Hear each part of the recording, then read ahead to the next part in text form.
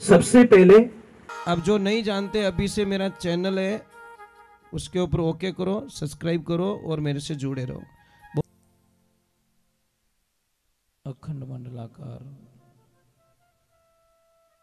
ब्रह्मांड नायक श्री हरि नारायण भगवान के चरणों में दंडवत प्रणाम।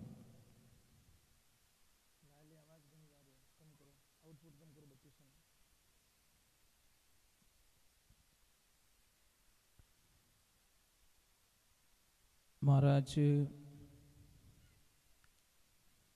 व्यास जी महाराज के द्वारा रचित, महाराज सुखदेव जी महाराज के द्वारा कथित श्री भागवत महापुराण को दंडवत प्रणाम। सर्व देवी देवता, ग्राम देवता और सभी कार्यकर्ता गण, सभी भक्तगण, सभी को दंडवत प्रणाम।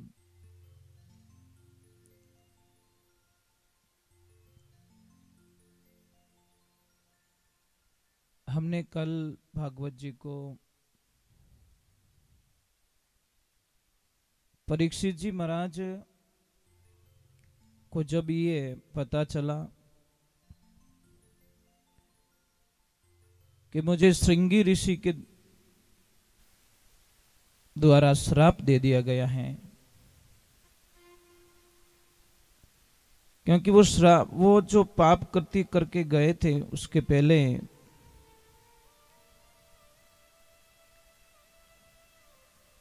उनको पता चल गया। आपको पता है कि जब कोई आदमी गलती करता है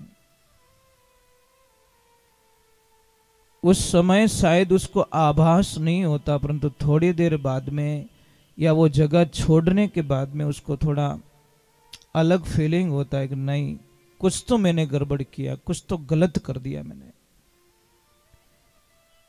तो महाराज परीक्षित जी को भी जब राजमहल में गए और जो मुकुट पहना हुआ था वो जैसे ही नीचे उतारा, उनको बड़ी अटपटा लगा कि हे भगवान, हे नारायण, मैंने ये क्या कर दिया? मैंने एक महान ऋषि का अपमान कर दिया। वो उनको अपनी गलती स्वीकार करने के लिए, उनको मनाने के लिए, उनका आदर करने के लिए कुछ तैयारियां कर रहे थे कि मैं इतना सोना लेके जाऊंगा, इतने हीरे लेके जाऊंगा, इतने सुविधाएं लेके जाऊंगा और महाराज जी को मैं भेंट चढ़ा दूंगा, उसके बाद मैं क्षमा याचना मांगकर मेरी गलती का प्रायश्चित कर लूंगा। इतने में समाचार आ ही गए कि महाराज आपको श्राप लग चुका है कि आप 7 दिन में आपको तक्षक आएगा और वो डसेगा और आपकी मृत्यु हो जाएगी। एक तरफ उसको दुर्भाग्य मान रहे हैं और एक तरफ भाग्य मान रहे हैं। भाग्य क्या मान रहे हैं कि मैं बड़ा नसीब वाला हूं कि मुझे सजा मिली, और गलती करने वाला उसका प्रायश्चित यही है कि वो भगवान से कहे, प्रभु मुझे सजा दो, मुझे छोड़ो मत, अगर अब छोड़ दिया तो मैं और कोई गलती करूंगा, मुझे छोड़िए मत। और आप लोगों ने, शायद सब लोगों ने वो कहानी सुनी होगी कि एक लड़का बालपने में स्कूल जाता है और वो किसी की पेंसिल चुरा देता है, और पेंसिल चुरा के जब माँ के पास में ले जाके देता है कि माँ, मैंने आज किसी लड़के के बैग में से पेंसिल चुरा दी है। माँ ने कहा, बेटा किसको पता तो नहीं है? कि नहीं माँ, मैंने बड़े होशियारी से चोरी करके लाया हूं। क्या शाबाश बेटा शाबाश, किसको पता नहीं चलना चाहिए। बच्चे को बड़ी एनर्जी मिली, बड़ा बैलेंस मिल गया उसको। 4-5 दिन हुए, उसने पेंसिल की जगह पूरा स्टोव बॉक्स ही चुरा दिया। ले गया माँ के पास, मेरे माँ को बोला माँ आज तो कुछ थोड़ा सा बड़ा किया मैंने। बेटा पता नहीं चलना चाहिए दूसरों में घनी हमेटो। अब जिसको स्टोव बॉक्स चोरी हुआ था, सारे लड़कों ने देखा उसको। उसकी माँ उसके पास में जाके बोलती तेरे बच्चे ने आज मेरे बच्चे का वो बॉक्स चुरा दिया है। उसने बोला कि तू जानती है मुझे, मैं कौन हूं? आज तो नाम लिया, आइंदे के साथ में नाम लिया ना तो मेरा नाम फलानी है, ध्यान रखना। नाम मत लेना मेरे बच्चे को। और बच्चे को और एनर्जी मिल गई। वाह भाई, मेरी माँ बहुत अच्छी, मेरी माँ रक्षक है। कुछ टाइम बीतता है, थोड़ा वो बड़ा काम करता है, स्कूल का टाइम पूरा हो जाता। तो एक दिन उसने राजा के दरबार में चोरी कर ली महाराज। पकड़ा गया। राजन ने बोला एक काम कीजिए,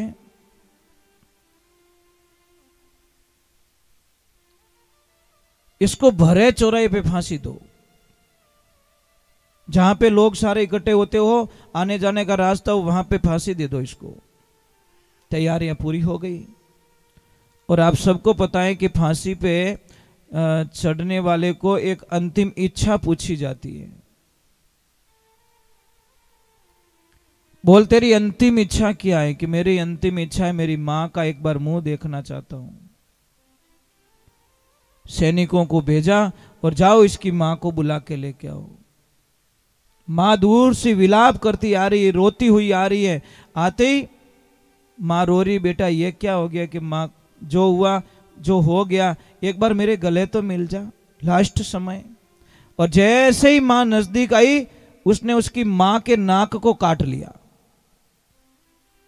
मतलब डाचू भर दियो, नाक रे नाक खाई गो।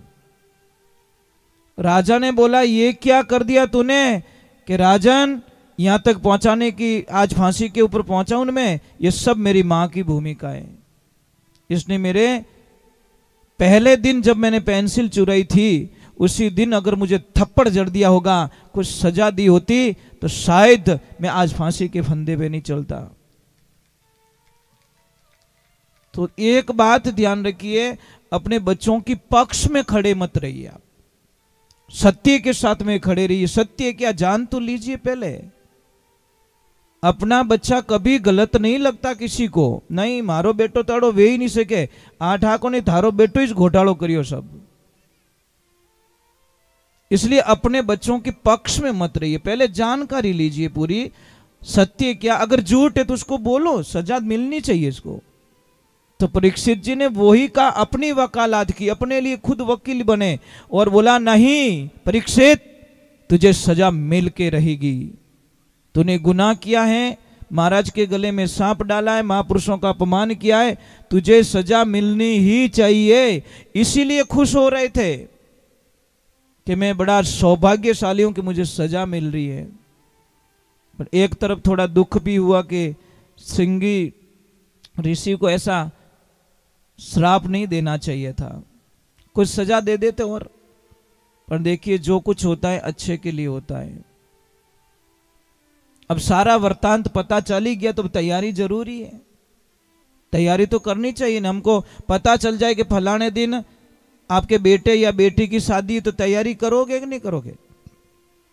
क्या यूं क्या होगा ब्याह वे इज्जती देखी जाए, आगे दिन कर ले सब तैयारी? नहीं नहीं नहीं नहीं, सारी तैयारियां पहले कर देते। तो अब महाराज परीक्षित जी ने बोला कि बस दिन तो सिर्फ 7 है, अब तैयारी मुझे कर लेनी चाहिए मेरी मृत्यु से मिलने के लिए। भगवान के भक्त में यही फर्क होता है। अज्ञानी लोग मौत से डरते हैं और ज्ञानी लोग मौत से डरते नहीं, क्योंकि उनको पता चल गया है कि हम बैठे कहाँ हैं, बैठे किस भूमि पे बैठे। हम बैठे मृत्यु लोक में, मतलब यहां पे मरना निश्चित है, कंफर्म है, इसमें कोई शंका नहीं है।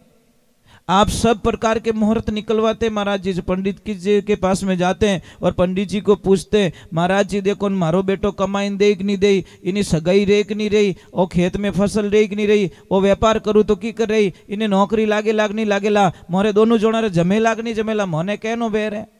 ये सारे मुहूर्त पूछते हो, पर एक मुहूर्त कभी नहीं पूछते साहब कि महाराज देखो टीपणा मन लिखियोड़ो है कि नहीं हमारी राशि माते कि मैं मरूला कि नहीं मरूला। वो पूछो कि नहीं मुहूर्त, क्यों नहीं पूछते? पूछना चाहिए। ये तो मुहूर्त आपको भी पता है, इसमें क्या पूछना? आया हूं तो जाऊंगा, मरना तो निश्चित है, पर जाएंगे कब ये पता नहीं चलता साहब। एक बात का ध्यान रखना, कई लोग जन्म कुंडली बनवाते हैं, हम तो ये कहते जन्म कुंडली नहीं बनवानी चाहिए। समझ में आ रही नहीं क्यों नहीं बनानी चाहिए? मैं आपको एक राज की बात बताता हूं। समझ लीजिए जन्म कुंडली में लिखा है कि इसके भाई लिख दिया, भाई 23वीं साल में इसके योग में कुछ एक्सीडेंट लिखा है, तो आप तो 23 साल पहले ही मरना शुरू कर दिया आपने। 23 साल पता नहीं कब आएगा, तब तक तो आपकी बहुत एनी टाइम। ए बेटा बाइक धीरे चले, थारी कुंडली में लिखी उड़ो है। ए बेटा वो कर जे थारे अटे लिखी उड़ो है। ए बेटा यूं मत कर जे थारे अटे लिखी उड़ो है। आप तो पहले ही मरना शुरू कर दिया। बात कब बीतेगी पता नहीं, बीतेगी कि नहीं बीतेगी, पर उनमें लिखी उड़ो है। पछे कहे थारो ब्याह रहे तुम 3 साल बाद में थोड़े दोनों अलग रह जाओ, कटा होवेला कि नहीं होवेला, पर जन्म कुंडली रो सारो ले कटा लिखी उड़ो, क्यों मैंने पसंद नहीं है तो डायरेक्ट बता दी, मैं पहले इसकी मार लिखी उड़ो टे मारता जजी को नहीं, उसका सहारा ले लिया। तो क्या करोगे आप लोग? हाँ पूछना चाहिए, पूछना चाहिए, पर आप लिखो मत कि नहीं भाई नामकरण कहीं है, नामकरण कर लो, बस बात खत्म कर दो।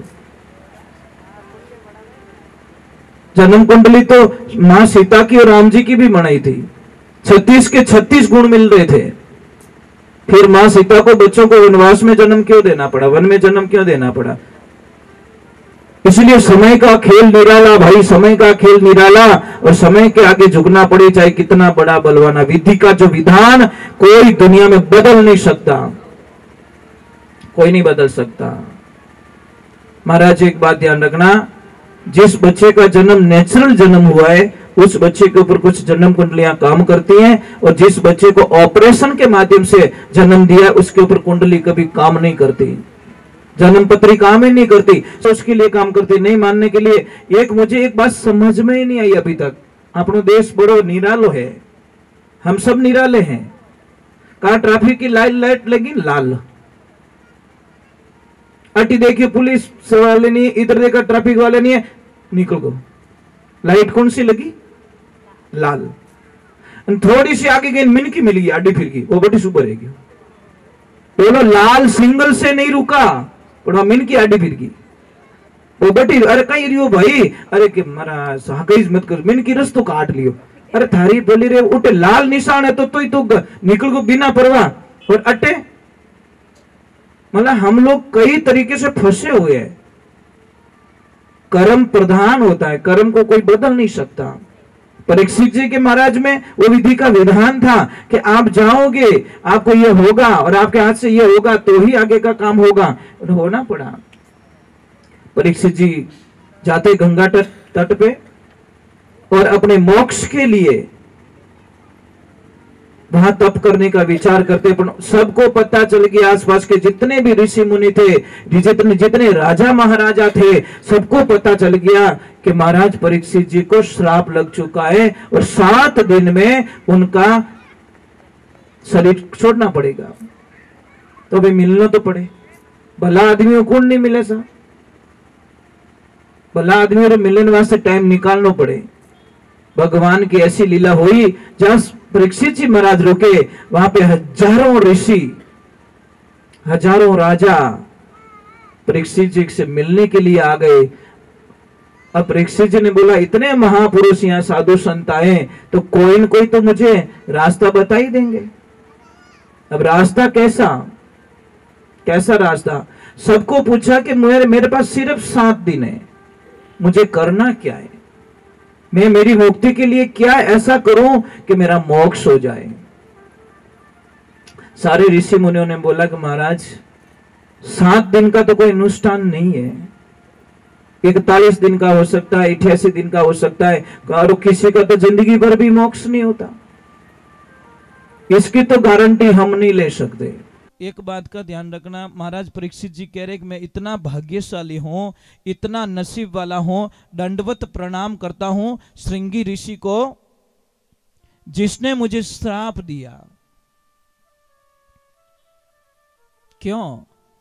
महात्माओं को बोला कि हे महात्माओं, मैं अगर चाहता तो भी आपको यहां पे नहीं बुला सकता, मेरे राजमहल में आपको नहीं बुला सकता, और आप बिन बुलाए हमारे यहाँ पे आए हो, हमें दर्शन देने के लिए आए हो। मेरा तो अभी जन्म आनंद में चला गया, अब मुझे कुछ कामना रही नहीं। महाराज, कोई महाराज जी थे, 2 भाई, एक भाई नीचे रहता, एक ऊपर के माले में रहता। एक भाई क्या साधु संतों के थोड़ा टच में था, एक नफरत करता महाराज से, इतनी नफरत करता, जैसे ही महाराज जी उसके नीचे वाले फ्लोर में भिक्षा लेने के लिए आते तो वो ऊपर वाले को इतना गुस्सा आता कि जिसकी कल्पना नहीं।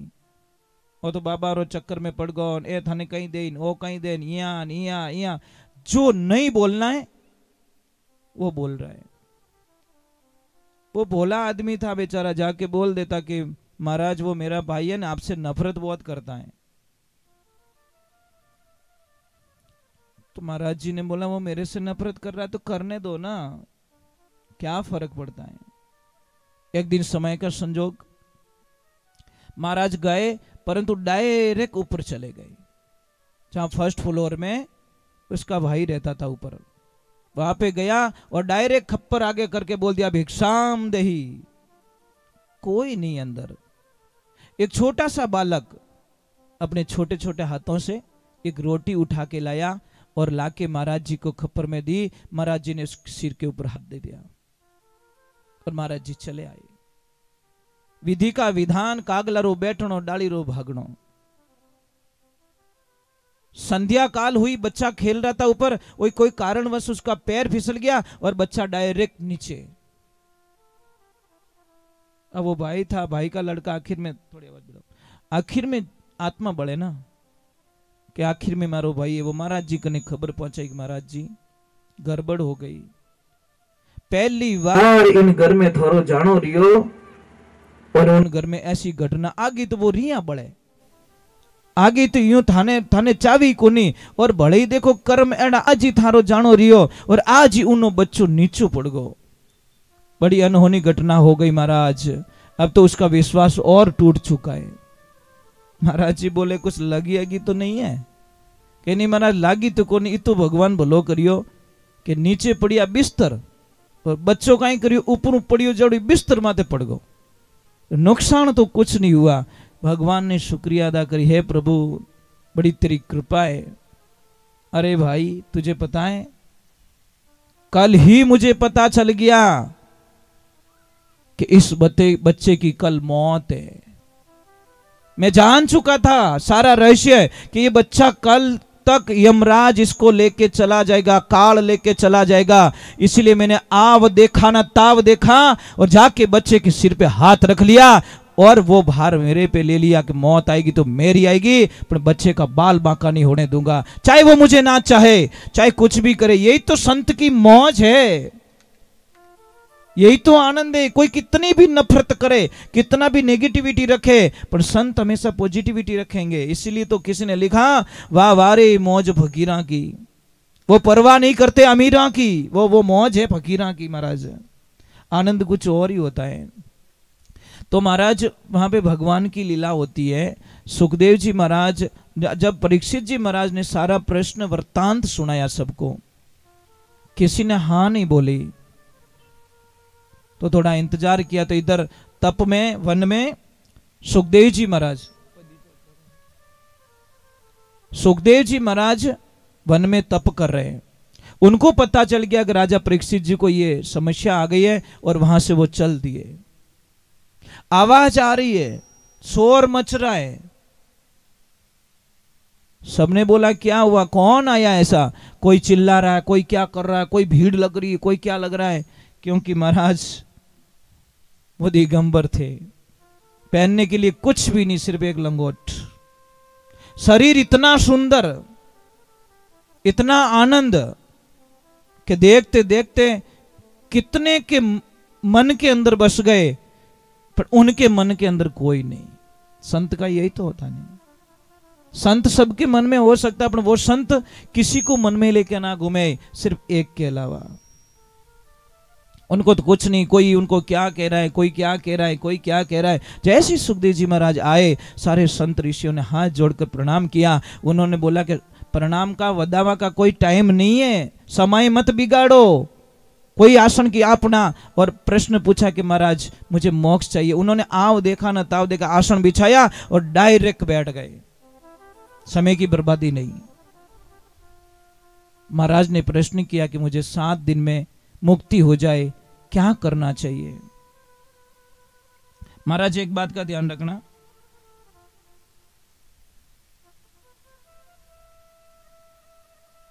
कोई महाराज जी थे, स्नान करने जाते रोज। एक वेश्या का घर रास्ते में ही। ज्यों महाराज स्नान कर पाछा आवतन भाई एक ही प्रश्न पूछती वेश्या कि महाराज कच्चा हो कि पक्का। महाराज कुछ नहीं बोलते, अपनी धुन में मस्त। फिर गए, फिर पूछते महाराज आप कच्चा हो कि पक्का हो। महाराज बोली को नहीं, आप धुन में मस्त। करते करते करते वेश्या ने पीछा नहीं छोड़ा। महाराज भाई पक्की भी नहीं ठाए कि महाराज इतना बजे अटे आवेला, 1000 काम छोड़, रोटी बड़े तो ही बड़े, पर दौड़ नीचे आनो। और महाराज ने पूछनो महाराज कच्चा हो कि पक्का। वही पक्की। महाराज करते करते करते महाराज जी का अंतिम दिन आ गया। महाराज जी चले गए, जवाब नहीं दिया।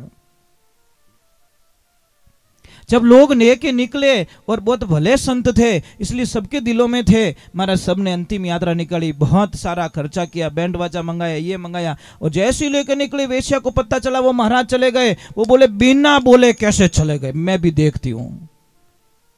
माने मारो जवाब ही कौन दी, और इया जावे मैं कच्ची नहीं हूं, वर्षों बीत गए मुझे प्रश्न उत्तर के इंतजार में, पर मुझे उत्तर नहीं दिया। बिना कहीं गया परा, उसने रोको इनको। बोले क्या करेगी, मैं दर्शन करना चाहती हूँ। अरे भाई तू तो गंदी औरत है। अरे गंदी बंदी कुछ भी है, मारे कोई वचन रियोड़ो है, आपने कोई मांगो तांगो बाकी है, अरे ऐसे मैं जाने दूंगी नहीं। बोली महाराज हमें तो बता दो कच्चा हो कि पक्का। सब क्यों भाई, महाराज तो काले किया है, कहीं कच्चा पक्का रो खेल खेले रही है। बड़े बोली महाराज कच्चा हो के पक्का, एकदम बोले कि भाई हमें पक्को हूं, मैं हमें पक्को हूं।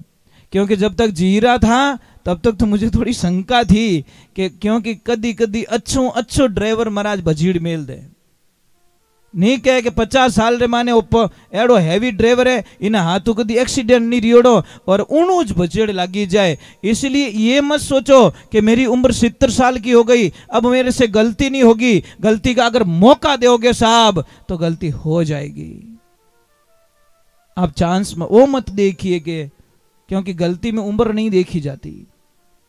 आप गलतियों से बच के रहना सीख सकते हो। कमल होता है ना साहब, कमल कीचड़ में रहता, अपने कीचड़ को टच नहीं होने देता। हम संसार में रहे तो परीक्षित जी महाराज को सुखदेव जी महाराज ने बोला विरक्ति करो। विरक्ति क्या, मोह माया, सबको कनेक्शन खत्म करो। कि कैसे करो, तो महाराज जी तो देखो संत लोग तर्क से समझाते। कभी भी एक नारियल मंगाया, ये पानी वाला, और पानी वाला नारियल मंगा के बोला कि इसको तोड़ो, परंतु शर्त ये है कि ये नारियल अंदर से नहीं टूटना चाहिए, खाली बाहर बाहर का खोलिया निकालो। ऐसे हिलाया तो वो तो पानी। बोले महाराज ये तो नहीं हो सकता। कि क्यों, कि वो तो चिपियोड़ो इन्हें, ये नारियल चिपका हुआ है, अगर बाहर की कवर को तोड़ूंगा तो अंदर का कवर जरूर टूटेगा, और ये नहीं हो सकता। कि क्यों नहीं हो सकता, कि वो इन हाल टच में है। तो महाराज ने बोला कुछ और उपाय, तो मंगाया सूखा नारियल, जो ऐसे बजाए तो अंदर खाली नारियल बज रहा था, पानी नहीं बज रहा था। महाराज बोला अब इसको तोड़ सकता हूं, तो बोला कि इस नारियल जैसे हो जाओ। रहो नारियल में, टच मत रहो, तुम अकेले हो जाओगे। जब अकेले हो जाओगे तो इस खोखले को कोई तोड़ सकता है, तुमको कोई नहीं तोड़ सका, तुम बच जाओगे। परंतु अगर टच में हो तो आप भी साथ साथ में टूट जाओगे। ये बात अवश्य ध्यान रखे महाराज। राधे राधे। अगरबत्ती प्रभु वहीं करना मंदिर में। हाँ जी, यहाँ पे लगा सकते हो ऐसे। हाँ जी, राधे राधे बोलना पड़ेगा, थोड़ा जोर से बोलो ना। नहीं नहीं नहीं, कंजूसी नहीं भाई। क्या तो जिम आवना ही नहीं, जिम आवना तो पचे रोटियां गिननी नहीं कि भले लाऊं कहीं मेहमान के धापोड़ी नहीं लाऊं तो बढ़िया, दुख मत देखो। जब भगवान की शरण में हरि शरणम कह देते हैं, उसके बाद में कंजूसी क्यों महाराज। राधे राधे राधे। तो महाराज परीक्षित जी को सुखदेव जी महाराज का बहुत अच्छा प्रश्न लगा और महाराज जी ने बहुत ही अच्छा उत्तर दिया कि करना क्या। पहला पड़ाव कहां से शुरू हो रहा है, 3 चीजें बताई, श्रवण, दूसरा स्मरण और तीसरा है कीर्तन। 3 रास्ते बताए। सुनो तो ध्यान से सुनना, मतलब मन विचलित नहीं होना चाहिए, एक एक शब्द का ध्यान रखना पड़ता है। और पता है लॉटरी लगती है ना साहब, तो 1 नंबर गलत आता है तो लॉटरी खत्म हो जाती है, और 1 नंबर सही आई गोरे तो करोड़पति बनाए दे रोडपति ने। ये भी हमारी लॉटरी, ध्यान रखना। कौन सा शब्द आपके पास में आएगा और कौन सी नई जिंदगी स्टार्ट होगी आपको भी पता नहीं है और मेरे को भी पता नहीं है, ये तो भागवत जी जाने। तो पहले सो ध्यान लगा के सुनो। आप सोच रहे हो कि एक छोटी सी बात है, स्टैंड पे गाड़ी पड़ी है, गाड़ी तो पड़ी है पर ड्राइवर नहीं है। अब गाड़ी ने जान के भाई हाले को नहीं है, मने रावत बाटा जावणो, गाड़ी के माइलो है ही को नहीं, मने ले जाओ जो है ही को नहीं। एड्रेस तो साहब हम किसको बताते, ड्राइवर को बताते। गाड़ी रे चेपियों कोई गाड़ी बदले जान छोड़ने वाली नहीं है, ये ड्राइवर को। ये तन आपकी गाड़ी है, ध्यान रखना, और मन आपका ड्राइवर है। इस मन को समझाओ कि तू ही गाड़ी में बैठो रहे, शांति हूं, अट उठ भटक रो तो मत, फिर थारे भाड़ो आवे लई को नहीं, पच के धंधो नहीं रहे बैठो, आखो दिन रो तो फिर गाड़ी हुनी छोड़े। तो इस शरीर ने हुनो छोड़ रो, मन आगो पचो फिरेला तो थाने कोई फायदो मिलन आलो। देखो शरीर की पूर्ति के लिए ये मुख बनाया और यहां से पूर्ति होती है। भूख लागे तो कानड़ा में थोड़ी जूस गालो, समझ में आ रही नहीं। कानड़ा बंद कर पाछे मुंडो फाड़ो तो मारी आवाज सुनाई दे। तो रास्ते ही पूरा अलग दे दिया मन तक बात पहुंचाने के लिए। आउटपुट इनपुट, ये ध्यान रखे। तो बराबर ध्यान लगा के सुनिए, आप प्रेम से सुनिए। दूसरा नाम स्मरण, मतलब उसको चिंतन करिए। आप बार बार रिपीट कीजिए, बार बार रिपीट कीजिए, बार बार रिपीट कीजिए। रिपीट करो करो करो करो करो। आपको पता है कि एक दिन दौड़ने वालो आदमी दूसरे दिन में बुखार आ जावे या हाथ पग दुखने लाग जावे, पर सेकंड डे भले दौड़े, थर्ड डे भले दौड़े तो પછી भी कोई तकलीफ नहीं आवे। वो तो एक दिन ही दौड़न के मारे तो फौज में कौन जान वाजन होतो ही रहतू, तो गोली आटी छोड़ तू, तेरे वश की बात नहीं है। फौज में जाना कोई वश की बात थोड़ी है साहब। वहां पे इतना हार्ड वर्किंग होता है, जो कच्चा होता है वो वापस आ जाता है। और तीसरे नंबर बताया कीर्तन, कि आप खूब कीर्तन करो, आनंद लो। कलयुग केवल नाम आधारा, सुमिर सुमिर नर भव उतरे पारा। कीर्तन कीजिए, आप गाइए, कैसा भी गाइए। आवे चढ़ो ही भगवान रो भजन गावो, जैसो आवे बेड़ो ही गावो, पर गाणो चाहिए। कई लोग तो शर्म करे कि मारू कहीं गाव नहीं आवे। तन गाव नहीं आवे तो हाका करनी तो आवे।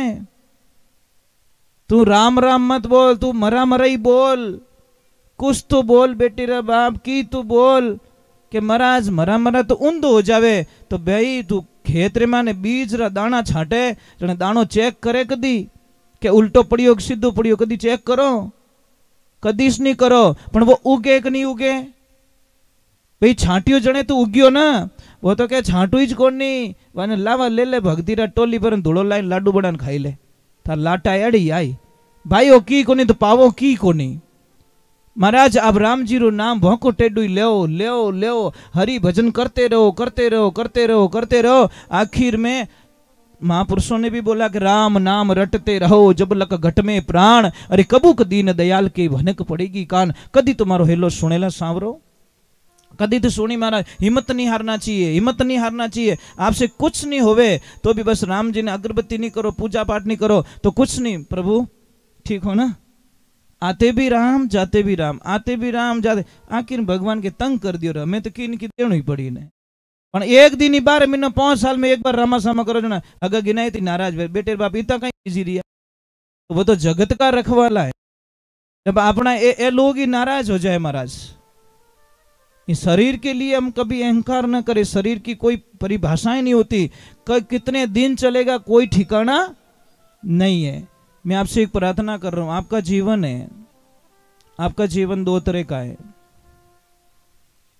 सबसे पहले कोई आदमी यहां से लकड़ी लेके जा रहा है, भाई यहां पे भंडारा चलता है, तो भंडारा वालों ने बोला कि भैया संध्या काल हो गई है और भंडारे में यहां पे धुने पे लकड़ी खत्म हो गई है। एक काम करने, तेरी बड़ी कृपा हो जाएगी, आधी लकड़ी तू मुझे दे दे, आधी लकड़ी तेरे घर पे ले जा।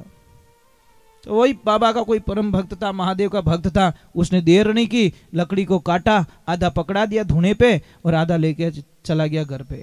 लकड़ी कितनी? 1। भाग कितने हो गए?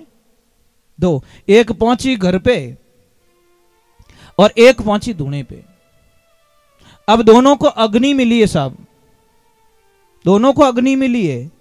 घर के चूल्हे में भी अग्नि मिली और धुने पे भी अग्नि मिली, पर देखिए दोनों का वर्चस्व पूरा धरती आसमान का फर्क हो गया।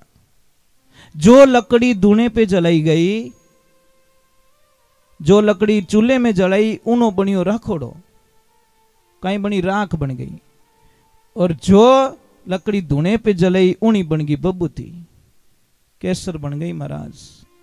सिर्फ एक थोड़ा सा रास्ता चेंज किया उसने, एक गई मंदिर, एक गई गर्रा चूल्हा में। समझ में आ रही कि नहीं आ रही?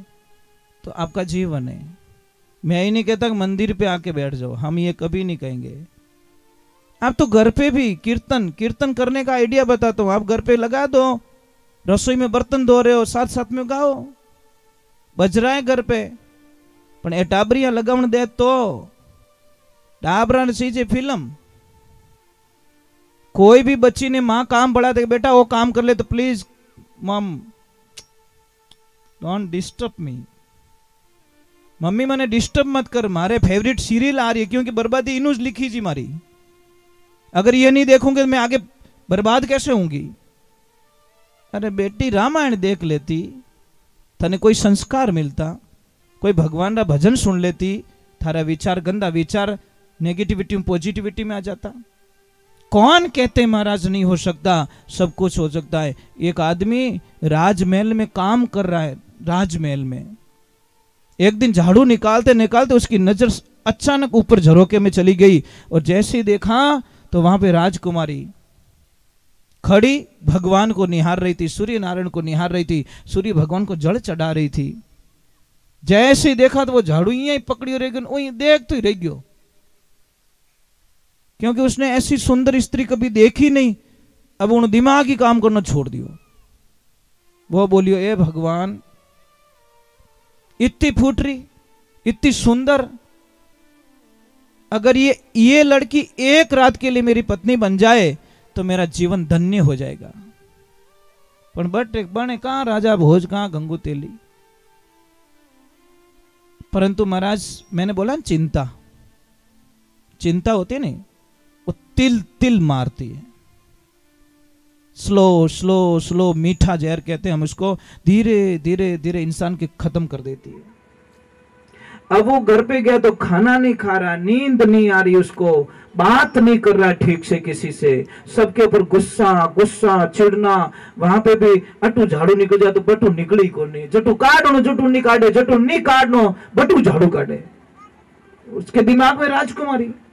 कुछ टाइम हुआ, देखो पत्नी होती है ना साहब, आदमी की आंखों को देखकर पता कर देती है हमारा पति सुखी है कि दुखी है।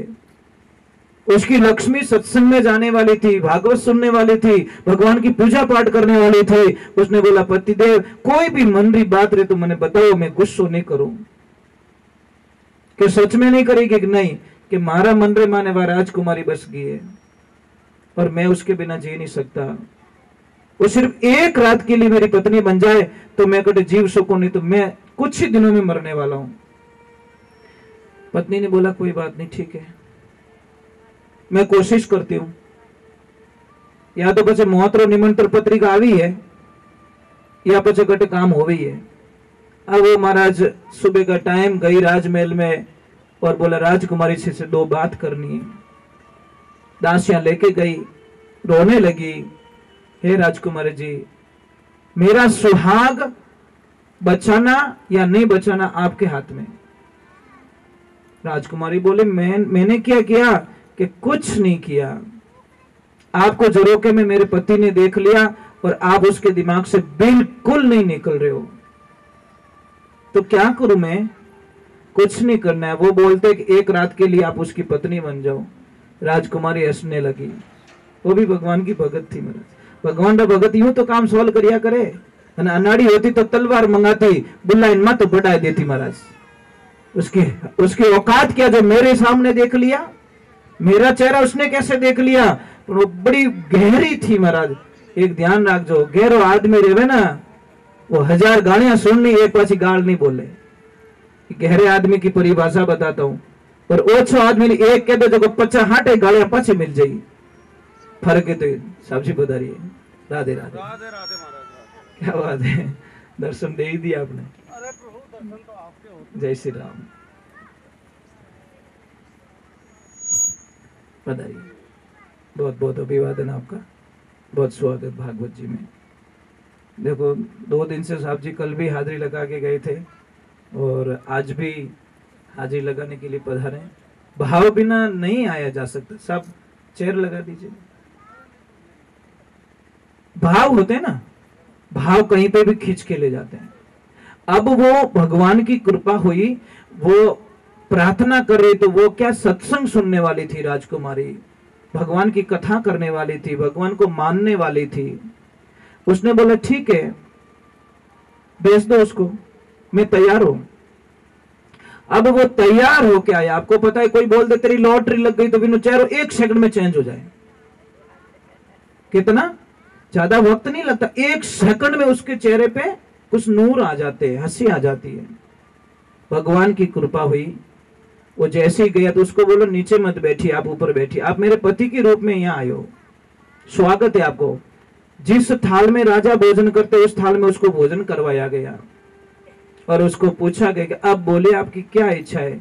कि बस मेरी पत्नी ने आपको बता दिया कि कोई बात नहीं, मैं भी एक प्रार्थना करना चाहती हूँ आपसे। कि क्या? बोलिए। कि मैं 1 दिन के लिए पत्नी बनना पसंद नहीं करूंगी, तो कि मैं जीवन भर आपके साथ में रहना चाहती हूँ, मतलब पूरा जीवन ही मैं आपको देना चाहती हूँ। वो बोला हे भगवान, मैं सोचो 100 रुपया मिले, यहाँ तो अरबों की लॉटरी लग गई। आंधो मारे अडंगा, आंखें रही फोड़ाटे, दोनों आंखें रोशनी मिल गई। तो अब वो इतना खुश हो गया तो बोला कि देखो मेरी एक प्रतिज्ञा, राजकुमारी देखो कितना तर्क से समझा रही है, ज्ञानी पुरुष। राजकुमारी ने बोला कोई बात नहीं, जिंदगी भर के लिए अपनी अर्धांगिनी बन जाऊंगी, पर मेरी एक शर्त है। वो बोले आप जो बोलोगे मैं करने के लिए तैयार हूं। कि आपको करना कुछ नहीं है, जंगल में मेरा इष्ट है शिव, मैं पूजा करने के लिए वहां जाती हूं और 41 दिन के लिए आपको शिव का अनुष्ठान करना है। और जो मैं मंत्र दे रही हूं उस मंत्र के अलावा 1 सेकंड के लिए आप कहीं भटक गए तो मैं आपको जिंदगी में कभी मुंह नहीं बताऊंगा, मतलब मिलूंगी नहीं आपसे, कभी नहीं मिलूंगी। उसने बोला 41 दिन तो क्या, मैं 4 महीने रुक सकता हूं। वो मन में बोले 41 दिन तो काट दो। अब वो गया और उसको बोला कि ओम नमो शिवाय मंत्र का जप करना है, आपको इसके अलावा किसी से नाता नहीं रखना है। आहार लेने के लिए 5-10 मिनट का समय निकाल सकते हो, पर किसी से बात नहीं करनी है, किसी से कांटेक्ट में नहीं रहना है और किसी की फालतू बात विचार नहीं आना चाहिए। अब वो जाता है और ध्यान साधना की सारी व्यवस्थाएं करवा ली राजकुमारी ने। अब बस वो ऐसा मंत्र जपने लगा साहब, 1 मिनट में 18 बार जप कर रहा है। श्वास श्वास धड़कन धड़कन में शिव बस गया।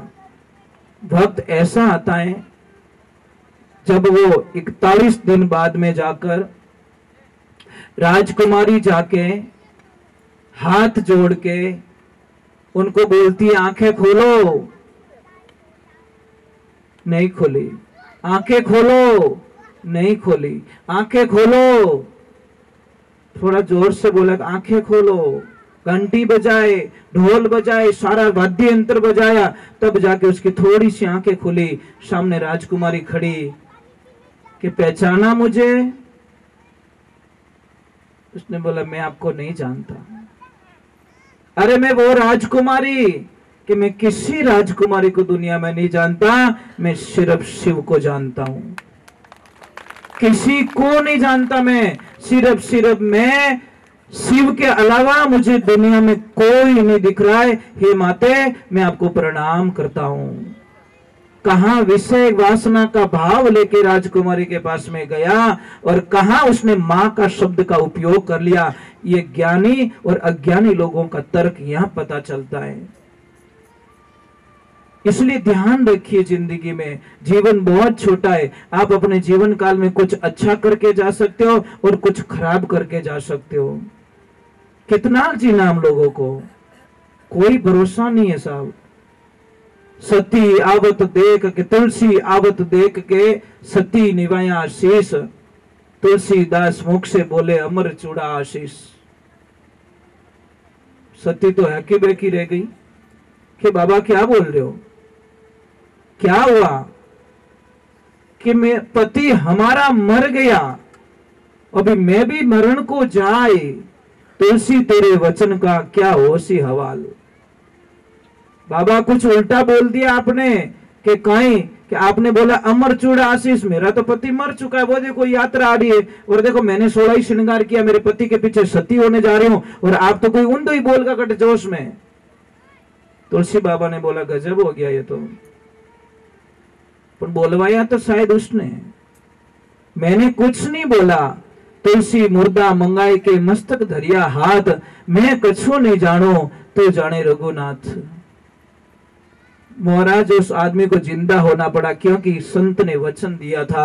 संत का आपको बताएं, बेटा कोई गलती करता है साहब तो नाम पहले बाप का खराब होता है। बेटा तो कहीं तो ओळखे नहीं होगे पर बाप रे माथे कलंक जरूर लागे। फलाण जी रो बेटो, फलानी समाज रो, फलानी गांव रो, विनित पछे लिस्ट में ले पर लिस्ट पहला आ बनेला, इने वास्ते ध्यान राखजो।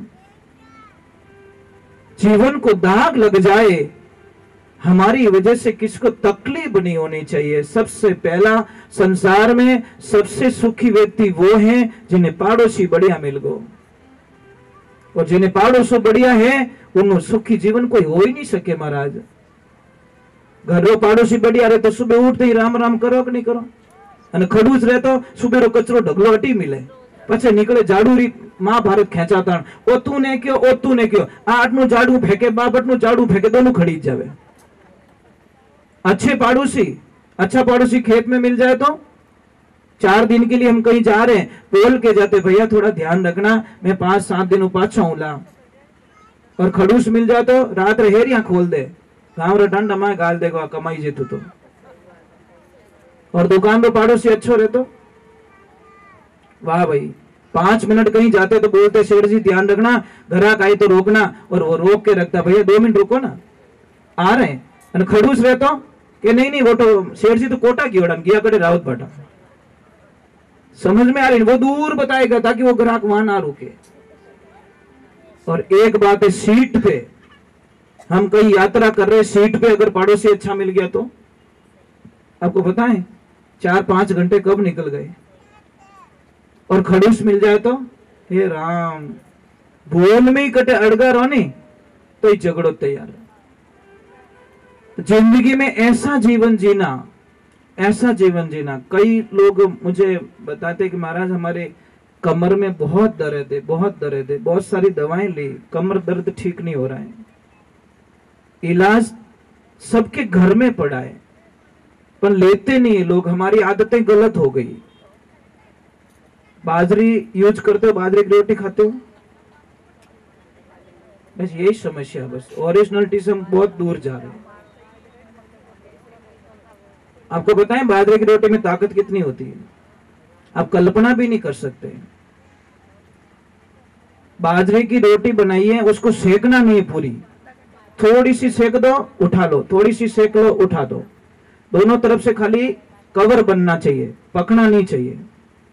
और जहां पे भी आपका कमर दर्द हो रहा है, किसी का भी, वहां पे उस बाजरे की रोटी को बांध दो। पहले टच करना बॉडी को भी, हाँ गर्म नहीं लग रही है, बराबर है। देखो आप कल्पना नहीं कर सकते कि 10-15 रुपए में हमारा कैसा इलाज हो रहा है। और आपको पता है घुटनों में दर्द होता है ना, घुटनों में ये जो चूना आता है ना खाने वाला, इतना सा चूना लो, खाना खाने के बाद में पानी में डालकर 1 गिलास पानी में डेली इतना सा चूना लेकर हमेशा पीना स्टार्ट कर दो, आपके घुटनों का दर्द गायब हो जाएगा। ये कोई मजाक नहीं है, आप प्रमाण कर लेना। किसी को कितना भी जॉइंट हो रहा है, कहीं दर्द हो रहा है, आप कोई तेल से मालिश मत करो, सिर्फ तिल के तेल से मालिश करो। और आपको विश्वास नहीं है, कल प्रयोग कर लेना। मेरी बात पे विश्वास बाद में करो, पहले प्रयोग करो। मैं बताऊंगा। 10 बर्तन ले लेना आप, मिट्टी का बर्तन लेना, पत्थर का बर्तन लेना, या पत्थर के बर्तन ले लेना 10, जिसमें अलग अलग तेल भर देना आप।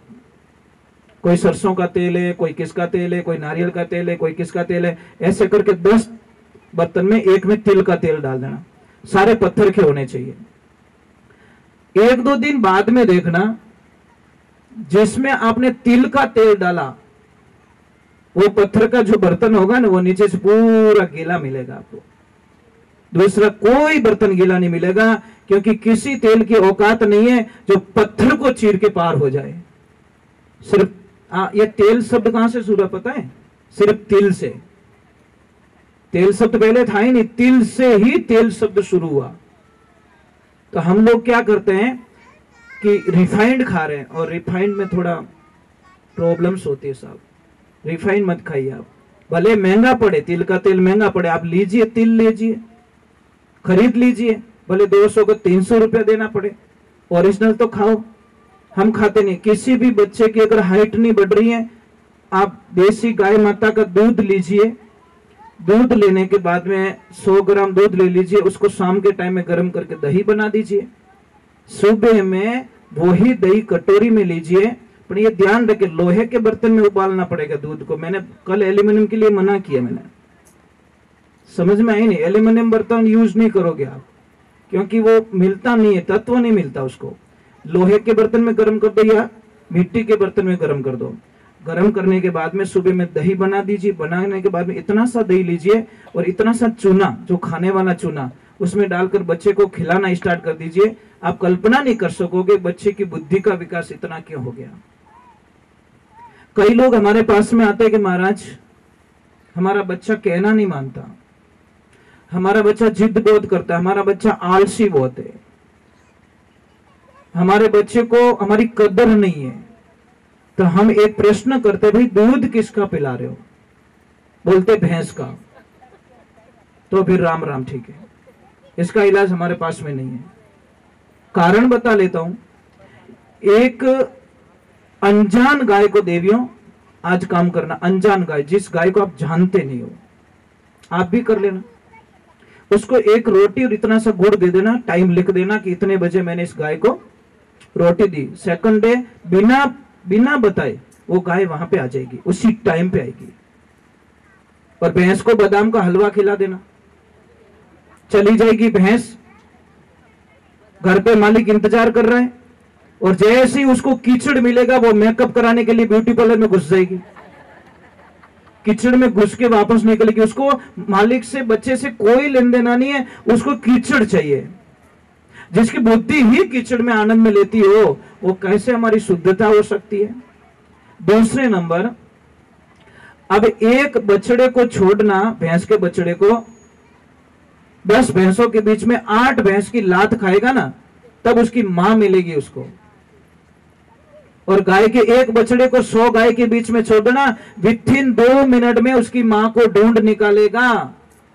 वो कोई गाय रे नीचे जान नहीं पड़े, वो डायरेक्टली उसकी गाय माँ को ढूंढ देगा। अब भैंस रो दूध पिए ना, अब रो टबर आप जिद करे तो करेला, में कोई शंका नहीं है, गाय का दूध पिलाओ। तीसरे नंबर भैंस के बच्चे को देखना, जैसे ही भैंस का बच्चा दूध पीता एक तरफ जाके सो जाता है, आलस आता है उसको, फैट ज्यादा होता है ना, दूध जितना पतला होगा उतना गुणाकारी होगा। ये ध्यान रखने की बातें होती है। हम पतले दूध को कमजोर मानते, पतला दूध कमजोर नहीं हो सकता, पतला दूध ताकतवर होता है और होता गाय का, इसलिए उसको अमृत का रूप दिया गया। अब देखिए वो बछड़ा जाके सो जाएगा, पर गाय के बछड़े को देखिए, जैसे दूध पिएगा अपना चेंज करेगा और पूंछ लो ऊंचो करी और भाग दौड़ स्टार्ट। ठीक साहब, धन्यवाद, बहुत बहुत साधुवाद आपको। पधारते रहिए, दर्शन दीजिए। आज तीसरा दिन तो हो गया, अभी 2-3 दिन के और मेहमान है हम लोग। जय श्री राम, जय श्री राम।